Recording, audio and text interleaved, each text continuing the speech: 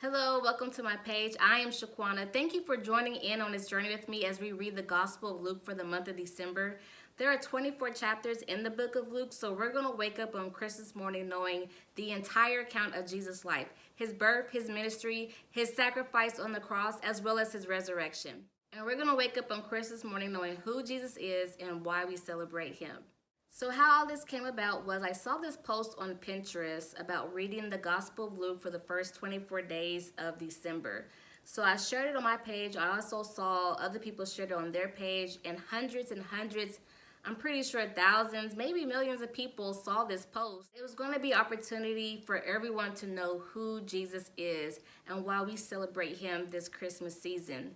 Of course, we have the Christmas tree and we decorate it and we do fun activities such as decorating cookies and gingerbread houses and gifts underneath the Christmas tree. I don't have any gifts underneath my Christmas tree yet. They're all hidden in the closet away from the kids at the moment. But we don't want to forget the true meaning of Christmas, and that is Jesus Christ, our risen Savior. So thank you again for joining in on this reading challenge of reading the Gospel of Luke for the first 24 days of December. I pray that you are blessed. I speak blessings, prosperity, and wholeness to you and your family during this Christmas season. And I pray that you feel the love of God during this time as well.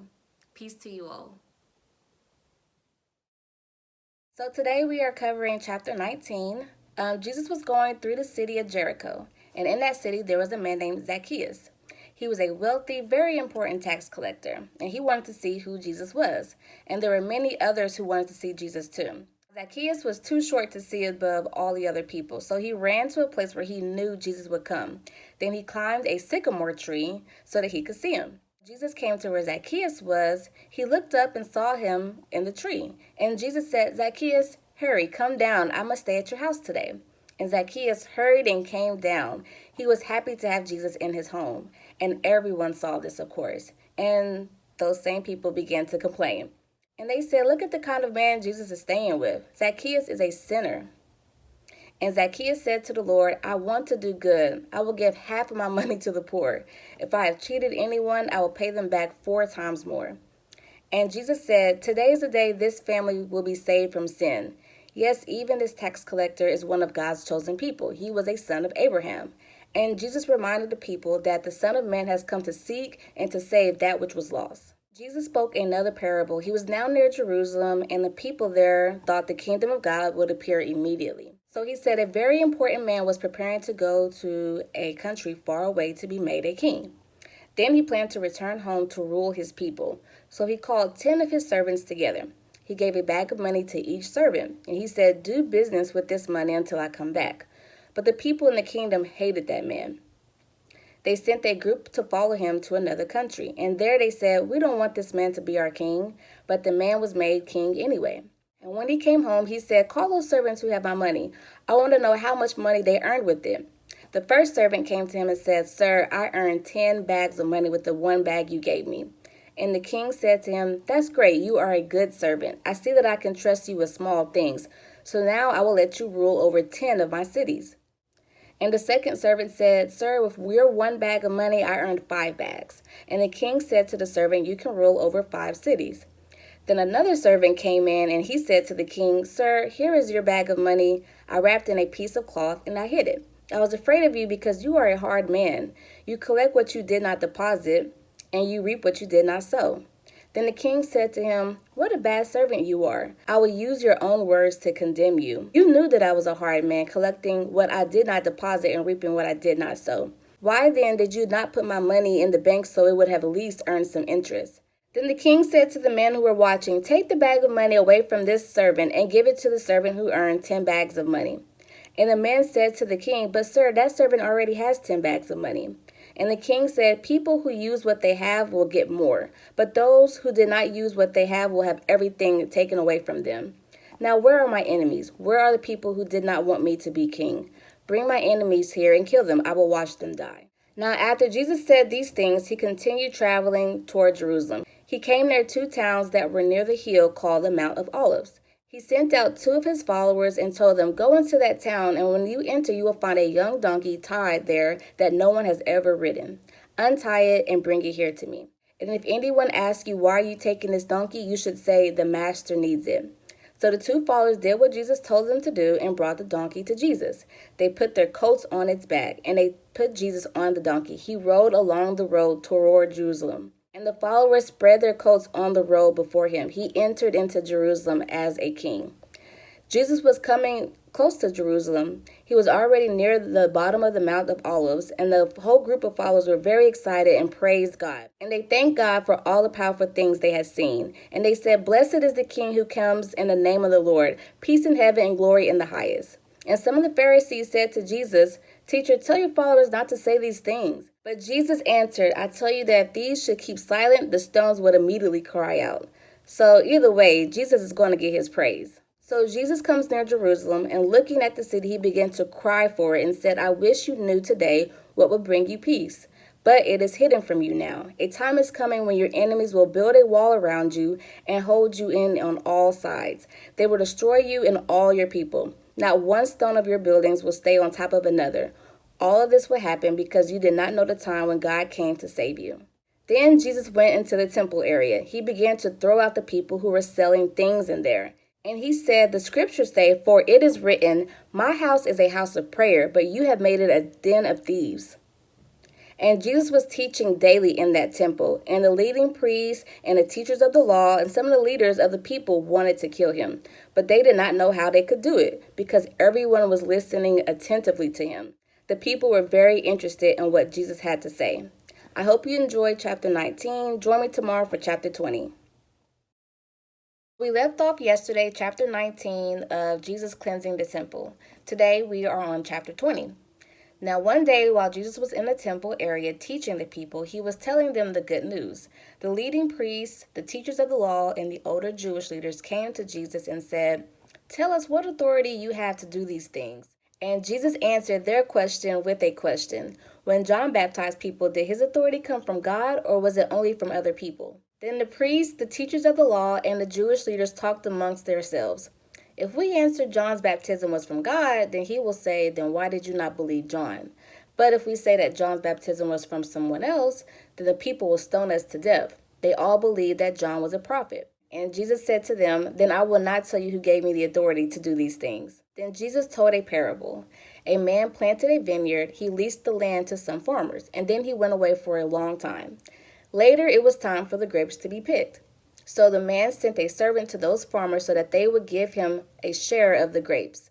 But they beat the servant and sent him away with nothing. And they did the same thing for the second servant and showed no respect to him, as well as for the third servant by throwing him out. The owner of the vineyard said, "What will I do now? I will send my son. I love my son very much. Maybe the farmers will respect my son." And when the farmers saw the son, they said to each other, "Oh, this is the owner's son. The vineyard will be his. If we kill him, it will be ours." So the farmers threw the son out of the vineyard and killed him. Now, what will the owner of the vineyard do? He will come and kill those farmers. Then he will lease the land to some other farmers. And when the people heard this story, they said, "This should never happen." But Jesus looked into their eyes and said, "Well, then what does this mean? The stone which the builders rejected has become the chief cornerstone. And everyone who falls on that stone will be broken. If that stone falls on you, it will crush you." And when the teachers of the law and the leading priests heard the story, they knew it was about them. So in this parable, the stone represents Jesus. And this is what these people were doing. They were rejecting the stone. They were rejecting Jesus. And if they would have just received him, yes, you will be broken, crushed, but he's breaking the bad parts of you to become a new creature in him. So they wanted to arrest Jesus right then, but they were very afraid of what people would do. So the Jewish leaders waited for the right time to get to Jesus. They sent some spies to him who pretended to be sincere. They wanted to find something wrong with what Jesus said, because if they found something wrong, then they could hand him over to the governor who had the authority to arrest him. So the man said to Jesus, "Teacher, we know that what you say and teach is true. It doesn't matter who is listening, you teach the same to all people. You don't show any favoritism. You always teach the truth about God's way. Tell us, is it right for us to pay taxes to Caesar or not?" But Jesus knew that these men were trying to trick him. He said to them, "Why do you keep testing me when you always lose? Show me a silver coin. Whose name and picture is on that silver coin?" And they said, "Caesar." And he said to them, "Then give to Caesar what belongs to Caesar, and give to God what belongs to God." So, yes, we do belong to God, not the government. Yet, we are dual citizens to the kingdom of God, and depending on where you are watching this from, your country as well. Now, the men were amazed at his wise answer. They could say nothing after that. They were not able to trick Jesus there in front of the people. He said nothing they could use against them. Now, some Sadducees came to Jesus. Now, Sadducees, they are a group of people that believe that you cannot be risen from death. And they asked him, Teacher, Moses wrote that if a married man dies and has no children, his brother must marry his widow. Then they will have children for the dead brother. One time there were 7 brothers. The first brother married a woman, but that man died. He had no children. Then the second brother married the woman, and he died. And the same thing happened with all the other brothers. They all died and had no children. The woman was the last to die, but all 7 brothers married her. So when people rise from death, whose wife will this woman be? Jesus said to the Sadducees, On earth people marry each other. Some people will be worthy to be raised from death and live again after life. In that life they will not marry. In that life people are like angels and cannot die. They are children of God because they have been raised from death.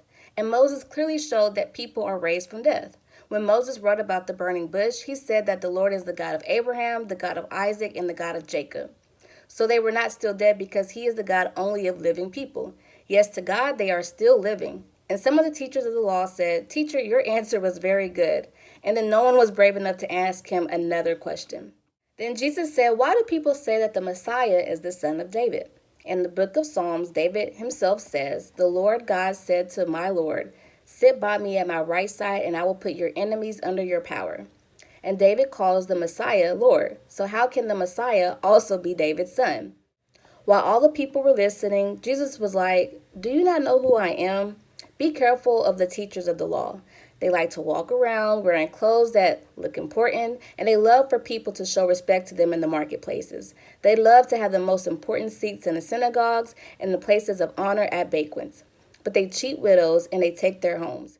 Then they try to make themselves look good by saying long prayers. God will punish them very much. So Jesus is both. He is the Son of David and also his Lord. I hope you enjoyed chapter 20. Join me tomorrow for chapter 21. So today we are on chapter 21, and it starts off about the true meaning of giving. Jesus looked up and saw some rich people putting their gifts to God into the temple collection box. Then he saw a poor widow put 2 small copper coins into the box. And he said, This poor widow gave only 2 small coins, but the truth is she gave more than all those rich people. Why? Well, they had plenty and they only gave what they did not need. But this woman is very poor, but she gave all she had to live on. Then Jesus warns about the future.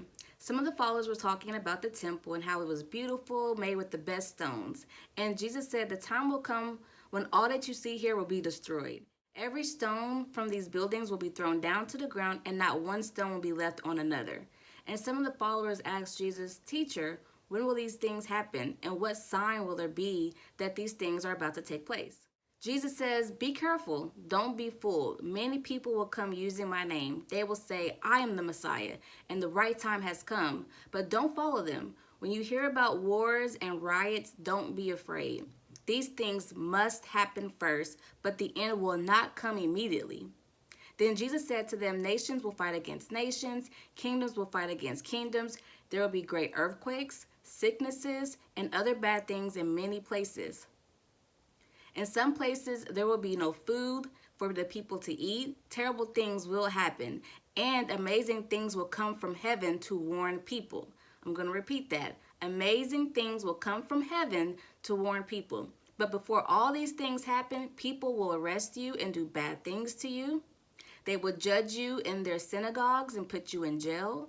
You will be forced to stand before kings and governors. They will do all these things to you because you follow me.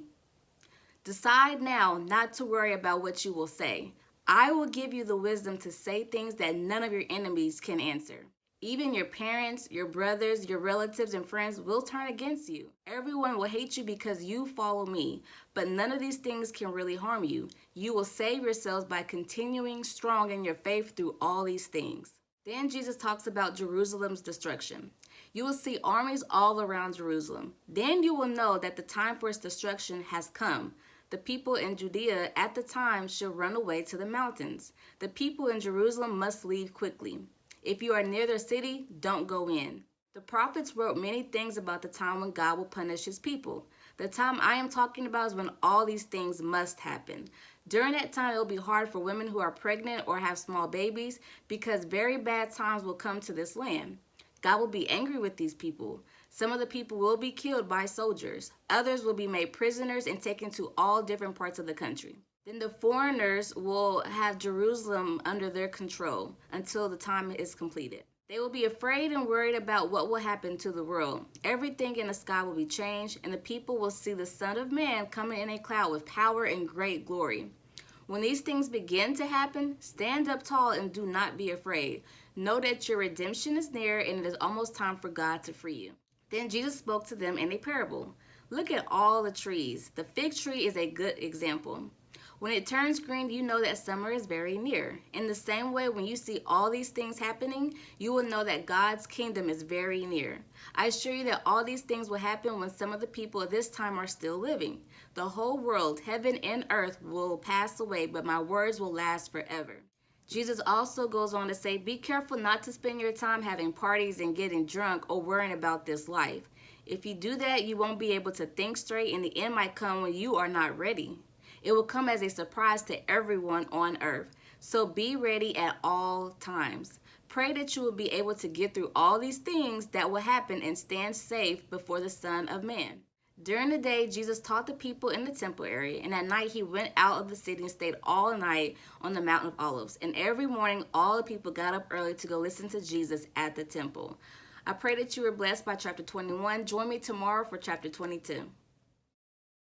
Today we are reading chapter 22, and it talks about the Jewish leaders and their plan to kill Jesus. It was almost time for the Jewish festival of unleavened bread called the Passover. And the leading priests and teachers of the law wanted to kill Jesus, but they were trying to find a quiet way to do it because they were afraid of what the people would do. Now, one of Jesus' 12 apostles, Judas, Satan had entered into his mind. And he went and talked with the leading priests and some of the soldiers who guarded the temple. And he talked to them about a way to hand Jesus over to them.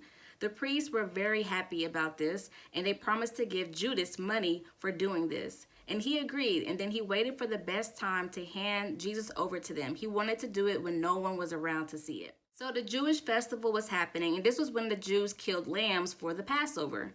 Now, there is significance of this because Jesus, too, is often referred to as the Lamb of God. You can find this in John 1, verse 36, and Revelation 13, verse 8. And Jesus said to Peter and John, go and prepare the Passover meal for us to eat. So the time came for them to eat the Passover meal, and Jesus and the apostles were together at the table. And Jesus said to them, with fervent desire, I wanted very much to eat this Passover meal with you before I die. I will never eat another Passover meal until it is given its full meaning in God's kingdom. Then Jesus took a cup of wine. He gave thanks to God for it and said, take this cup and give it to everyone here. I will never drink wine again until God's kingdom comes. And he took bread, gave thanks, and broke it, and gave it to them, saying, this is my body, which is given for you. Do this in remembrance of me. And likewise, he also took the cup after supper and saying, this cup is the new covenant in my blood, which is shed for you. Then Jesus says, but here on this table is the hand of one who will hand me over to my enemies. The Son of Man will do what God has planned, but it will be very bad for the one who hands over the Son of Man to be killed. Then the apostles asked each other, which one of us would do that?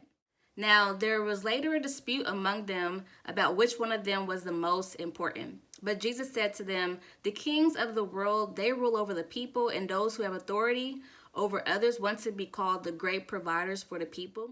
But you must not be like that.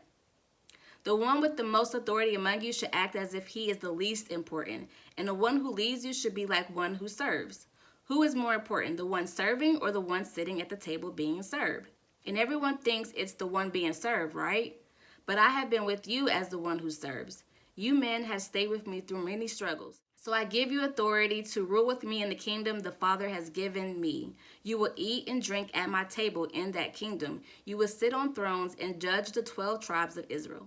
And the Lord said, Simon, Simon, indeed Satan has asked for you that he may sift you as wheat. I have prayed that you will not lose your faith. Help your brothers be strong when you come back to me." Now Jesus here is calling Peter by his old name, Simon. But Peter said to Jesus, "Lord, I am ready to go to jail with you. I will even die for you." But Jesus said, "Peter, before the rooster crows tomorrow morning, you will say you don't know me. You will say this 3 times. You will deny me." Jesus tells his disciples to be ready for trouble. The scriptures say he was considered a criminal. This scripture must happen. It was written about me, Jesus, and it is happening now. So Jesus left the city and went to the Mount of Olives, and his followers went with him. And he went there often. He said to his followers, "Pray for strength against temptation." Then Jesus went away from them, and he knelt down and he prayed, "Father, if it is your will, take this cup away from me. But do what you want, not my will, but yours be done." Then an angel from heaven came to give him strength. Jesus was full of pain. He struggled hard in prayer. Sweat dripped from his face like drops of blood falling to the ground. And when he finished praying, he went to his followers, and he found them asleep, worn out from their grieving. And Jesus said to them, "Why are you sleeping? Get up and pray for strength against temptation." Now while Jesus was speaking, a crowd came, and it was led by Judas, one of the 12 apostles, and he came over to Jesus to kiss him. But Jesus said to him, "Judas, are you using this kiss of friendship to hand over the Son of Man to his enemies?" And the followers of Jesus were standing there too, and they saw what was happening and said to Jesus, "Lord, should we use our swords?" Y'all, they were ready to fight. And one of them did use his sword. He cut off the right ear of the servant of the high priest. And Jesus said, "Stop." Then he touched the servant's ear and healed him. Jesus spoke to the group that came to arrest him. They were the leading priests, the older Jewish leaders, as well as the Jewish soldiers. And he said to them, "Why did you come out here with swords and clubs? Do you think I am a criminal? I was with you every day in the temple area. Why didn't you try to arrest me there? But this is your time, the time when darkness rules." So they arrested Jesus and took him away to the house of the high priest. And Peter followed Jesus, but he stayed a little far back from a distance from Jesus. And the soldiers started a fire in the middle of the yard and sat together. And Peter sat with them as well. And a servant girl saw Peter sitting there, and she could see because of the light from the fire. And she looked very closely at Peter's face, and then she said, "That man, he also was with Jesus." But Peter said, "This was not true." He said, "Lady, I don't know him." And a short time later, someone else saw Peter and said, "You are also one of them." But Peter said, "Man, no, I'm not." And about an hour later, another man said, "It's true. I'm sure this man was with him because he is from Galilee." But Peter said, "Man, I don't know what you are talking about." While he was still speaking, a rooster crowed. And then the Lord turned and looked into Peter's eyes. And Peter remembered what the Lord had said, "Before the rooster crows in the morning, you will deny me 3 times and say that you don't know me." Then Peter went outside and he cried. After this happened, the men blindfolded Jesus and made fun of him and beat him. They covered his eyes so that he could not even see. And then they were hitting him, and they said, "Be a prophet and tell us who hit you." And they shouted all kinds of insults at him. The next morning, the older leaders of the people, the leading priests, and the teachers of the law came together. They led Jesus away to their high council, and they said, "If you are the Messiah, then tell us that you are." And Jesus said to them, mind you, he had just got beaten badly. "If I tell you I am the Messiah, you will not believe me. And if I ask you, you will not answer me or let me go. But beginning now, the Son of Man will sit at the right side of God, all-powerful." Then they said, "Then you are the Son of God?" And Jesus said to them, "You are right in saying that I am." And they said, "Why do we need witnesses now?" We all heard what he said. I hope you enjoyed chapter 22. Join me tomorrow for chapter 23. So we left off yesterday reading chapter 22 where Jesus is arrested. Today we are reading chapter 23. So the whole group stood up and led Jesus away to Pilate, the Roman governor. And they began to accuse Jesus with lies by telling Pilate, "We caught this man trying to change the thinking of our people. He says we should not pay taxes to Caesar, and he calls himself the Messiah, a king. He's deceiving the nation." And Pilate asked Jesus, "Are you the king of Jews?" And Jesus answered, "Yes, what you say is true." Pilate said to the leading priests and the people, "I find nothing wrong with this man." But they kept on saying, "His teaching is causing trouble all over Judea. He began in Galilee, and now he is here." So Pilate heard this and asked if Jesus was from Galilee. And he learned that Jesus belonged to Herod's jurisdiction and was therefore under Herod's authority. Herod was in Jerusalem at the time, so Pilate sent Jesus to him. And when Herod saw Jesus, he was very happy. He had heard all about Jesus in his ministry and had wanted to meet him for a very long time. Herod also wanted to see a miracle, so he was hoping that Jesus would do one. And he asked him many questions, but Jesus did not answer him. The leading priests and teachers of the law were standing there shouting things against Jesus.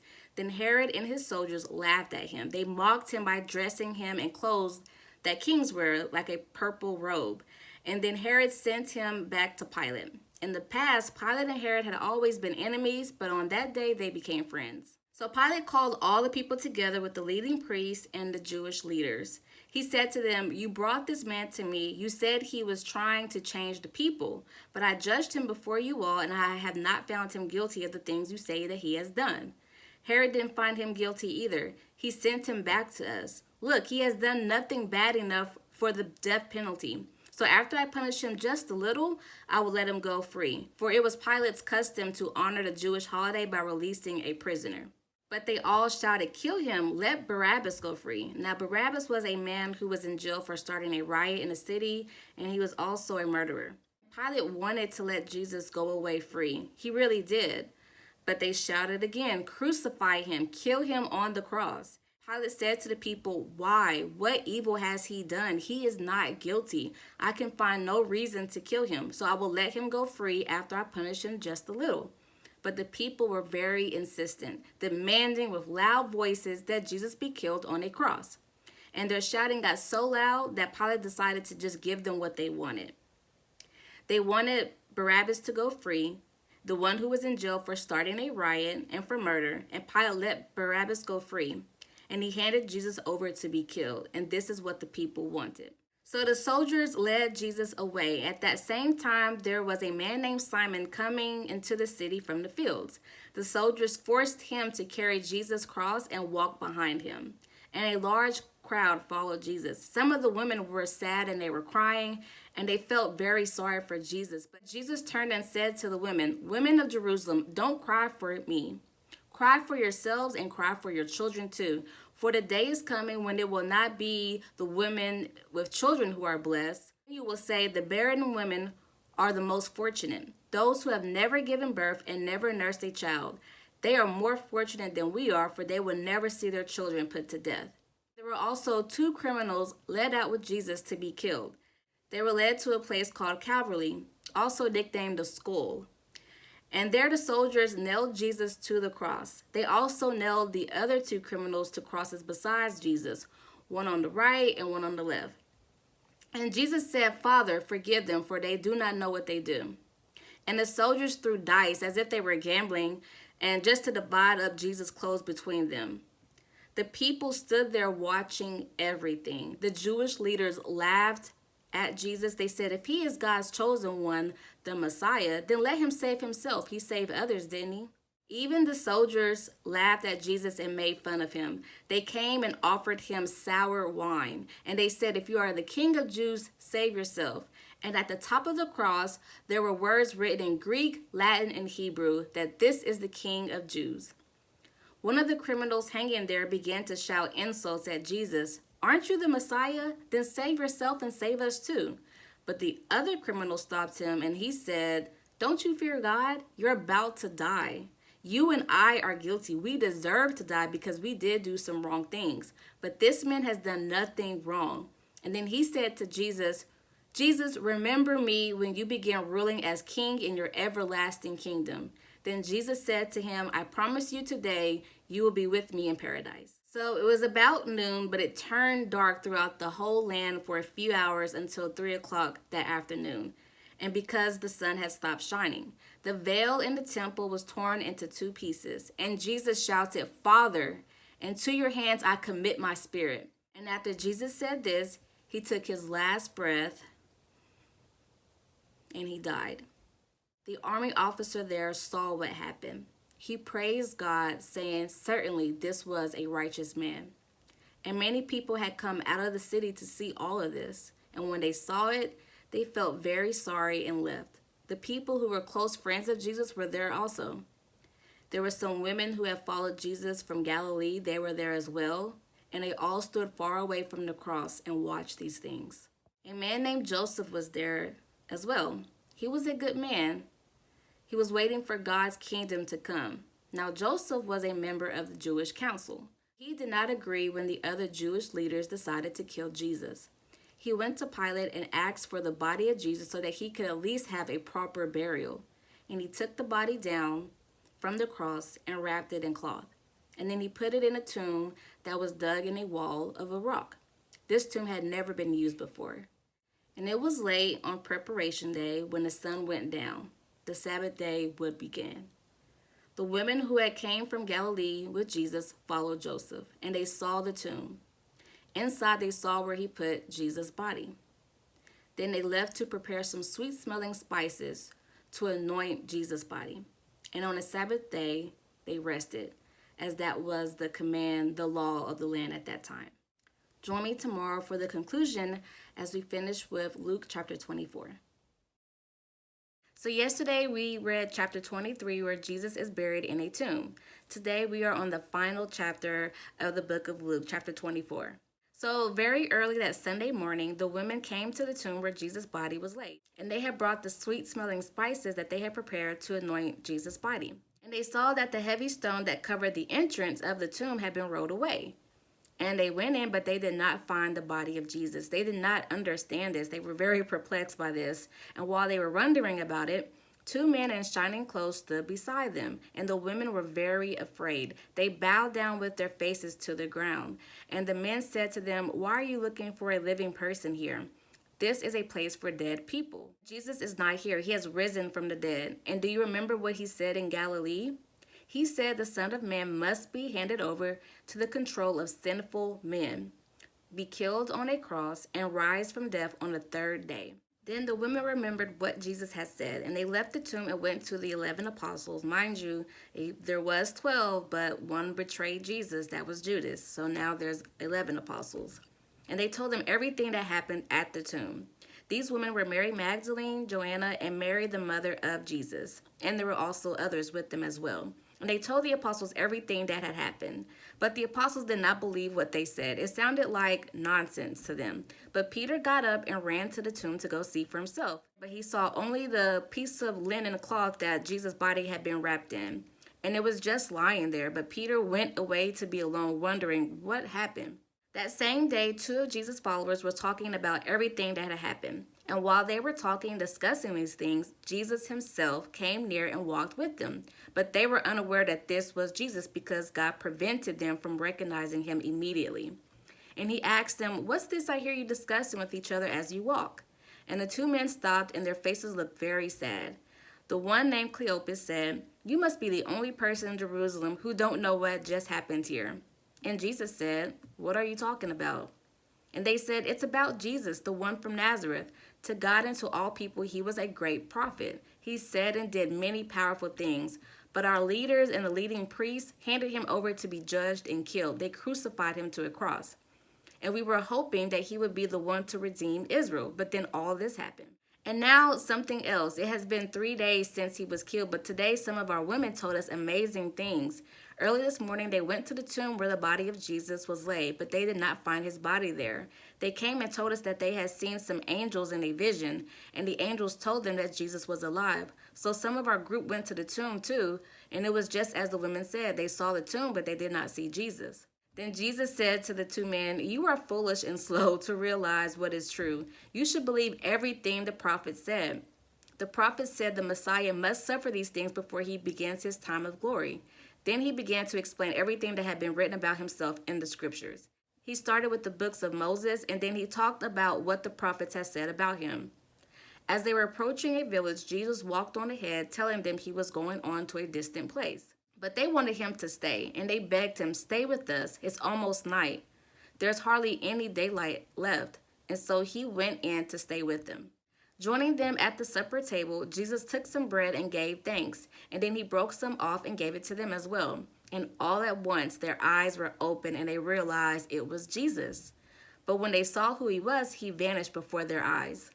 They said to each other, "When he talked to us on the road, it felt like a fire burning in us. How exciting it was when he explained to us the true meaning of the scriptures."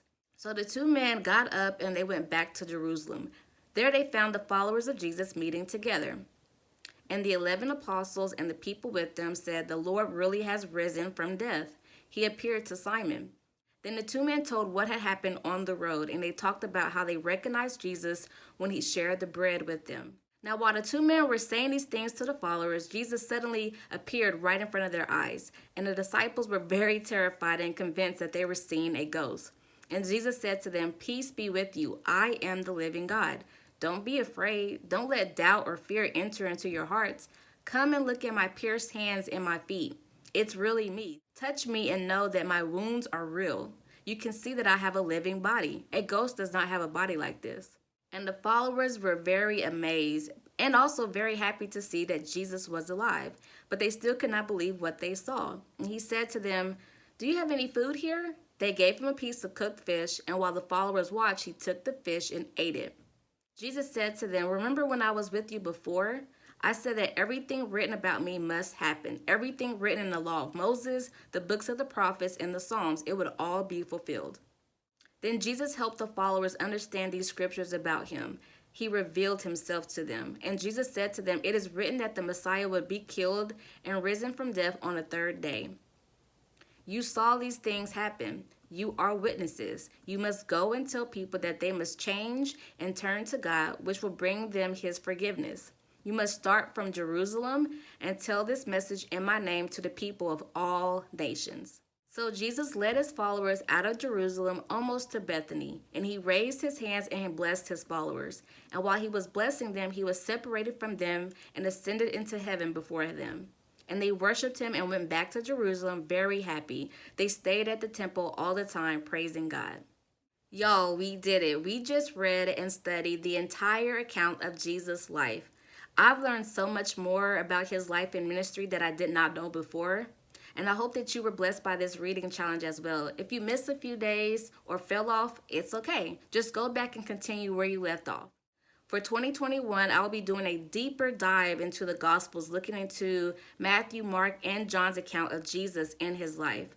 And I'll actually be teaching and going into more detail. So you will see more than just a 7-minute summary clip. And I pray that you all will have a Merry Christmas and remember that Jesus is always the reason for the season. Until next time.